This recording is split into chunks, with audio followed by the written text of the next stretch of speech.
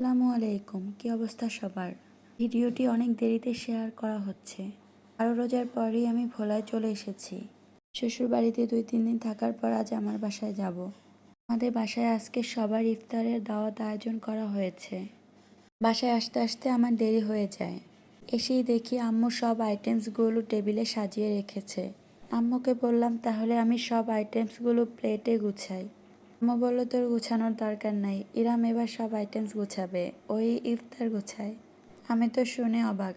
Normally বাসার ছেলেরা গুছানোর কাজকর্ম একটু কমই করে। তারপর আমি আর ও মিলে খাবারগুলো সার্ভ করলাম। ওর অ্যারেঞ্জমেন্ট ঠিকঠাক দেখে আমি আর বেশি কিছু করিনি। ভাজা পোড়ার আইটেমস আম্মু অনেক বেশি করেছে।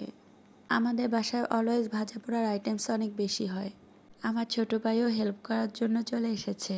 একবার কেক একবার কলা এগিয়ে দিচ্ছে। আইটেমস শরবত রাখা হয়েছে, বেলের শরবত, রুয়াবজা এবং চিরার শরবত। এই পাশে আমি আমার দাবরের সাথে একটা ফানি বিষয় নিয়ে কথা বলছিলাম। ও মজা করে আমাকে বলতেছিল, আপু তোমার ভিডিওতে আমাকে রাখো, তাহলে তোমার ফলোয়ার্স বেড়ে যাবে। রুয়াবজার শরবতটা আমি গ্লাসে ঢেলে নিচ্ছি। ভাজা পোড়ার আইটেমস হিসেবে ছিল চিকেন রোল, ডিম চপ, পেঁয়াজু, আলুর চপ, চিকেন ফ্রাই। মিষ্টি আইটেমস ছিল কেক, পুডিং, সাথে বিভিন্ন রকম ফল, সালাদ, ছোলা। আমার ভাই পিচ্চিটা ফাঁকে ফাঁকে দুষ্টামি করতেছে।